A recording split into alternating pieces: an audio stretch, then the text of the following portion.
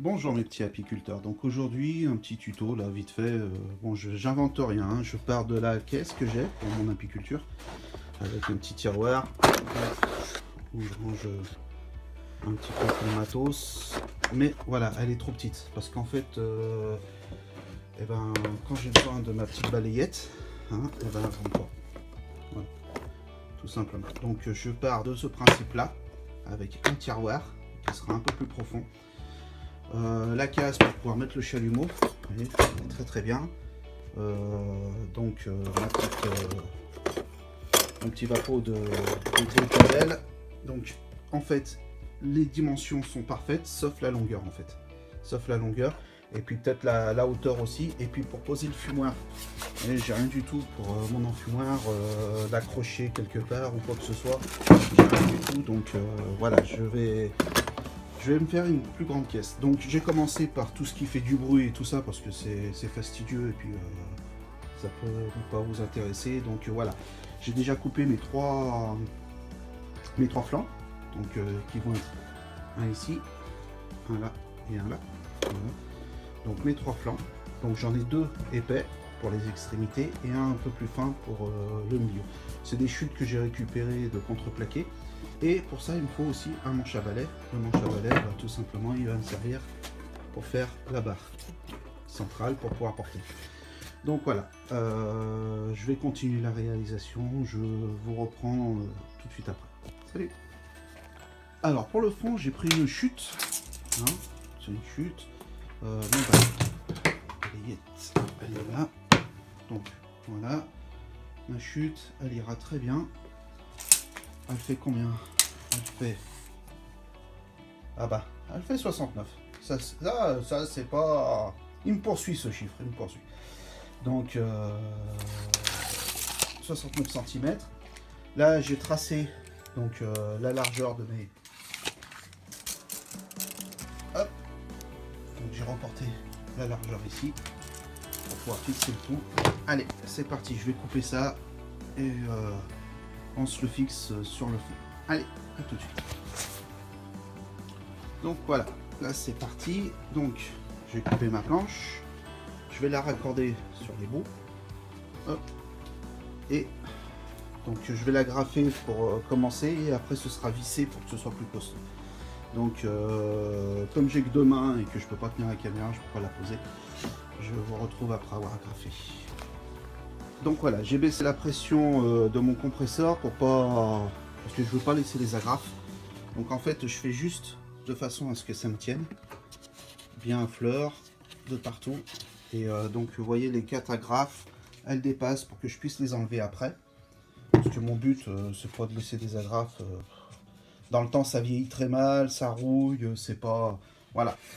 Moi, mon but, c'est vraiment de mettre de la vis, vis inox et puis après habiller le fond de façon à ce que quand je le pose dans l'herbe ou sur un sol un peu humide, le médium se gonfle pas d'eau. Donc voilà, donc ce sera tout caché après. Mais je suis pas fan des agrafes sur ce genre de projet. Autant je le suis sur d'autres, mais là, voilà, là j'ai fait en sorte de pouvoir les enlever. Donc je vais faire je vais mettre trois vis de chaque côté. Après en haut, pareil, sur le haut. Donc sur le haut là, je vais bien me régler d'équerre. Je verrai soit je mets une petite vis avec un fraisage pour pouvoir noyer la tête et tenir de chaque côté là. Et puis au milieu aussi. Soit un clou, je verrai. Pour l'instant, j'ai pas encore trop d'idées. Et voilà, au fur et à mesure que j'avance, c'est juste pour vous faire voir le temps que ça prend. Franchement, c'est 3 fois rien, quoi. Allez, le plus long, ça a été de découper ça. Voilà. Et comme ça faisait beaucoup de bruit, j'ai pas voulu vous le filmer. En fait, pour tout vous dire, je vais commencer. Et puis j'ai dit, ah zut, et si je faisais une vidéo pour mes petits apiculteurs. Donc j'avais déjà commencé. Alors je les ai fignolés. Vite fait, je les ai poncés pour dire que ça passe propre, puis voilà quoi. Donc c'est pour ça que je commence la vidéo en cours de route. Allez, je continue à faire mes fraisages, mes vissages, je vous retrouve après. Alors, voilà le modèle. Voilà. Donc là, j'ai fixé mon plateau supérieur. J'ai fixé. Il faut que je mette la vis. Vous voyez, donc on va couper bien comme il faut, mettre un coup de ponceuse pour que ce soit bien à fleur des deux côtés. Donc voilà. Là j'ai fixé donc ici la vis que vous voyez, c'est pour fixer la petite planchette. Je vais la fixer de l'autre côté parce que j'ai pas fini encore. Donc là je vais la fixer ici aussi. Je vais mettre deux vis pour que ça bouge, pour faire la séparation. Vous voyez, donc là j'ai bien une séparation et c'est bien pratique pour pouvoir ranger un peu tout le souk. Et puis après je vais couper donc mon panneau arrière complet, le fixer, et puis le panneau avant. Alors le panneau avant, vous voyez ici, il faut que je fasse une découpe en L pour pouvoir le mettre ici comme ça et avoir un petit retour ici à la même hauteur que celui de derrière. Et ici là donc je ferai mon tiroir comme ici.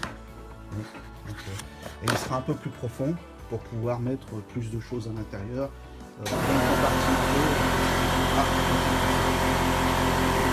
Donc désolé pour le bruit, c'était le compresseur qui s'est mis en route. Donc du temps que le compresseur se mettait en charge, j'en ai profité. Donc j'ai coupé, j'ai mis un petit coup de ponçage, vous voyez, des deux côtés. Hop. Voilà, j'ai fixé ma plaque du milieu. Donc maintenant, le but c'est de faire la plaque arrière.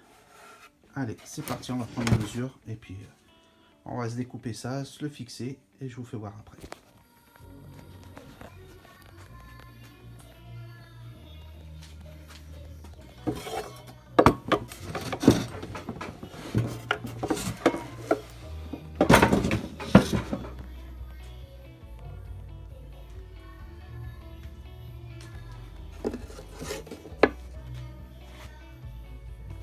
Voilà, je reprends la vidéo après avoir remis en charge, j'avais plus de batterie, donc comme je voulais pas m'arrêter, j'ai continué, j'ai fait un support en fumoir, hop, vous voyez, avec la petite butée d'arrêt, comme ça, hop, et on fait en sorte qu'il dépasse pour pouvoir le récupérer. J'ai aussi prédécoupé la face avant, donc je l'ai fait très fine, ça sert à rien de mettre trop épais comme à l'arrière. À l'arrière c'est parce que à l'arrière, moi, je veux installer mon support de cadre. Donc, quand je vais me promener, donc c'est pour ça si voilà, j'ai fait exprès de faire comme ça. Là, j'ai commencé à faire le tiroir avec au fond, je sais pas si on va réussir à le voir. J'ai mis une petite barrette d'arrêt, pour pas qu'on puisse sortir. Et surtout, j'ai fait en sorte que même si j'essaye de soulever, je ne puisse pas la sortir. Comme ça, mon tiroir est vraiment bloqué de chez bloqué. Voilà, j'ai fait des petits taquets parce que je l'ai fait en fin. Je l'ai fait en très fin, ça sert à rien. Il n'y a que le bas qui est un peu plus épais. Le fond est de la même épaisseur que sur les côtés. Comme je vous dis, j'utilise toutes les chutes que j'ai. Hein, donc des chutes de médium. Donc les petites contreplaquées, voilà. Donc c'est vraiment des chutes. Là je vais fixer ma face avant. Je vais faire donc la face avant du tiroir un peu plus épaisse puisqu'il y aura la poignée pour pouvoir tirer. Et là-dessus je vais fixer un petit taquet pour pouvoir le fermer. Que quand on marche, ça s'ouvre pas tout seul. Et après, après c'est vous qui voyez l'aménagement à l'intérieur. Hein, vous faites comme vous voulez. C'est libre choix. Hein, même ici là, si vous voulez. Moi je laisse une grande place. Je vais vous faire voir pourquoi. Voilà. Donc moi mon tiroir est assez haut pour pouvoir ranger tout ce que je vais avoir besoin. Et en fait en haut, pourquoi je laisse une grande place, voilà. Et bien comme ça, quand je vais aller visiter mes ruches, hein, si jamais il y a besoin de mettre des hausses et puis changer les cadres de hausse qui seraient pleins, parce que moi je les ramasse au fur et à mesure. Hein. Comme j'ai pas beaucoup de ruches, j'ai 6 ruches. Voilà, dès qu'un cadre est plein, je le récolte et je le remplace par des cadres à bâtir. Comme ça, l'année d'après, j'ai de plus en plus de cadres bâtis pour débuter la saison. Donc voilà, je vais laisser une grande place pour pouvoir justement, comme je vous dis, dans un sens ou dans un autre. Hop, je mets mes cadres. En même temps, je mets mon balai pour récolter mes cadres. je mets le balai avec, et vous voyez, tout tient. Hop, on peut même le mettre là, tout tient. Donc voilà. Et là, donc, comme je vous ai dit, hein, c'est pour mettre ma fiole. Du coup, je vais changer de vaporisateur. Je vais en prendre un plus long. Parce que la mienne, là, mon vaporisateur de Javel, si je le mets dedans, on voit une fois ça fermé, je vais le chercher au fond. Donc, je vais en prendre un plus grand et puis c'est tout. Donc, voilà. On se retrouve une fois réalisé. Après, je vais mettre aussi de la pâte à bois sur toutes mes vis, sur toutes mes fissures, là. Hein. Toutes les vis, je vais mettre de la pâte à bois, je vais poncer un petit peu une fois que ce sera sec, et puis vernis. Un vernis spécial marine, hein, parce que comme c'est du médium, ça craint énormément l'humidité et l'eau. Donc je vais mettre un vernis spécial marine. Donc il n'est pas très joli, mais je m'en fous. C'est vraiment pour isoler et faire l'étanchéité de tout ça. Bon bah voilà, le petit taquet, je vais vous faire voir, le petit taquet d'arrêt, en fait je l'ai vissé. Donc hop, ça c'est des sacrés, c'est pas des trous. Donc je l'ai vissé. Donc là je vais le dévisser pour pouvoir vernir, je vais tout vernir, l'intérieur, les tiroirs et tout. Et après j'aurai plus qu'à le refixer à sa place. C'est pour ça que j'ai pas mis égale distance pour pouvoir vraiment repérer l'endroit où il est, au moins ce sera fait. Et après, j'aurai plus que ça à boucher en tout dernier et vernir le dessus. Donc le plateau du dessus, là, ce sera la dernière chose à vernir. Bon, bah, je vais vous faire voir une fois fini avant vernissage et avant d'avoir bouché les trous et tout ce qui s'ensuit. Allez, je reprends dans 5 minutes. Donc voilà, pâte à bois, on bouche les trous avec une spatule. Hein, on fait ça. Alors, on bouche. Là, après, on met un petit coup de papier de verre une fois que ce sera sec. Et j'ai bouché tous mes trous, voilà, dessous, dessus, sur les côtés, de partout. Donc un petit coup de papier de verre après. Et enfin, je mettrai un coup de vernis très haute résistance. Bon, c'est un reste, hein, qui me reste un vernis extérieur marine. Et donc il ne me reste pas beaucoup de choses, donc je vais le finir. Vraiment descendre de partout, aller au fond, vraiment passer de partout pour éviter l'humidité, surtout sur le médium. Donc voilà, et on se voit à la fin pour une fois que ce sera sec. Je vais mettre un coup de ponçage, un coup de vernissage. Ah aussi, j'ai oublié de vous faire voir, j'ai récupéré une petite poignée sur un... Donc, vous voyez, j'ai mis un peu de partout là. J'ai récupéré une petite poignée sur un meuble, hein, qui se glisse par l'arrière. Donc voilà la chose. Une fois que ce sera verni, je vous fais voir le résultat final. Allez, à tout à l'heure. Voilà mes petits apiculteurs, le résultat fini. Donc j'ai mis 2-3 éléments pour vous faire voir la dimension à peu près. Parce que je l'ai surdimensionné un petit peu parce que tout le monde le sait, on a beaucoup de matériel. Donc, on peut même mettre la brosse à l'intérieur. Je ne vais pas la poser parce que je vais mettre une autre couche là de vernis à l'intérieur pour être sûr. Et elle n'est pas tout à fait sèche. Donc voilà. Hop, le tiroir. Des petits supports de cadre pour l'avant. Hop. Donc vous voyez, on peut mettre un cadre, le chalumeau avec vraiment une belle bouteille de gaz pour dire j'ai fait un peu de pub, tant pis. L'enfumoir, son emplacement. Hop, vous voyez. Donc là, c'est celui que je pose sur mes ruches de support de cadre. C'était pour vous faire voir qu'on peut vraiment mettre tout ce qu'on veut dedans.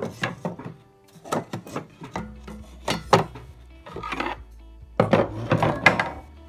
Là, j'ai même, vous voyez, pour mettre, soit on met un sirop de grenadine si on veut faire un rassemblement de ruches, soit on met de l'eau de javel comme moi je mets. Moi, je mets beaucoup de l'eau de javel parce que entre chaque ruche, je préfère vaporiser mes outils, hein, pour éviter tout risque de contamination d'une ruche à l'autre.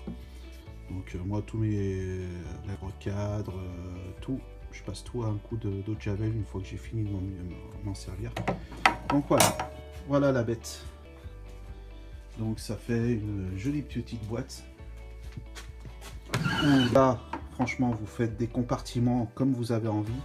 Vous pouvez mettre tout ce qui est marquage de rennes, du picking. Vous voyez, vous faites des compartiments et vous mettez marquage de rennes avec vos 5 couleurs, votre votre attrape des pistons, hein, votre cage et votre piston de reine. Vous mettez après, vous faites un autre compartiment avec des pickings chinois, des petites seringues pour récupérer la gelée royale. Vous pouvez faire, même vous pouvez mettre carrément des jolies boîtes, hein, vous voyez ça rentre. Hein. Je ne voulais pas trop poser au fond parce que ça n'est pas tout à fait sèche. Mais voilà, donc ça se voit, elle brille encore beaucoup parce que j'ai vraiment blindé à l'intérieur, parce que c'est vraiment l'intérieur ici et ici qui ça va craindre le plus l'humidité, quoi. Donc j'ai vraiment blindé, surtout que là ce sera fermé, donc une fois que c'est fermé, l'humidité elle reste. Donc c'est pour ça que j'ai vraiment mis beaucoup de vernis à l'intérieur. D'ailleurs on voit même quelques couleurs, tiens, que j'avais pas vu. Mais c'est pas grave, c'est vraiment voilà, pour faire de l'apiculture. Donc j'ai trouvé ça sympa parce que le tiroir, on veut préparer, on veut se récupérer un peu de gelée royale par exemple, ou on veut faire le picking. Donc c'est sur des grands cadres, le picking, vous voyez, on peut mettre le cadre ici, là, ça je bien. Voilà. On va se le caler là, ça nous le penche, on peut le faire pencher grâce à la poignée, et on vient récupérer, voilà. Donc je sais que ça c'est un cadre de hausse, ce picking ça se fait sur des cadres de corps, mais si on le met comme ça peut nous faire un support assez sympa pour pouvoir récupérer sur place et faire du picking. Donc voilà, moi je voulais vous faire voir que c'est faisable sans beaucoup de matériel, hein. Une scie à onglet, une scie sauteuse et une ponceuse, et bien voilà ce qu'on fait. Donc voilà, tout comme je dis toujours, j'invente rien, mais je fais voir aux gens qu'avec peu de matériel, un peu de patience, on peut y arriver. Là ça a pris 3 jours parce qu'en fait c'est le temps de séchage du vernis, surtout qu'entre 2 couches de vernis, parce que j'ai mis 2 couches de vernis entre chaque, j'ai passé un coup de papier de verre pour dire que ce soit vraiment doux et agréable au toucher. Voilà, c'est super lisse, c'est super agréable à toucher, c'est pas, il n'y a rien de rugueux et c'est vraiment voilà. Les parties un peu plus rugueuses, c'est sur ce qui va pas se voir à l'intérieur. Par exemple, j'ai pas mis un coup de papier de verre, j'ai mis 2 couches. Par contre, j'ai mis vraiment 2 couches de vernis de partout. Et c'est du vernis marine, donc c'est un truc. Je suis sûr que la boîte, là, je la fous dans l'eau, je la laisse 24 heures, je la ressors, elle bougera pas, quoi. Donc voilà. Ah, si une petite précision aussi, c'est que là, les 3 petites vis, je les ai. Donc les trous fraisés, je les ai passés au vernis, 2 couches de vernis à l'intérieur, mais je n'ai pas caché les petites vis là. Parce que si un jour, dans votre tiroir, vous avez un peu de merde ou quoi que ce soit, vous voulez le nettoyer, vous n'avez pas d'aspirateur sur place parce que votre rucher il est loin de la maison, hop, un petit coup de tournevis, vous enlevez la petite barrette de butée là, qui est là, la petite barrette de butée, je sais pas si on va la voir, je sais pas si le flash va se mettre, non, on va pas se voir. Donc on enlève la petite barrette, on vire le tiroir, on le secoue par terre, on remet les 3 vis et puis basta, c'est fini. Donc voilà. Et bien sur ce, je vous prépare un nouveau tuto après sur un plancher chauffant pour les ruches. Parce que si vous êtes comme moi, vous êtes en montagne ou l'hiver, vous voulez quand même vérifier une ruche et puis que les températures sont pas à 10 degrés par exemple, on n'ouvre pas une ruche, et ben là vous pourrez le faire. Je vous prépare ça et puis je la poste le plus rapidement possible. Allez, sur ce, bye bye mes petits apiculteurs, à bientôt. Et surtout, pensez à vous abonner à ma chaîne. Salut!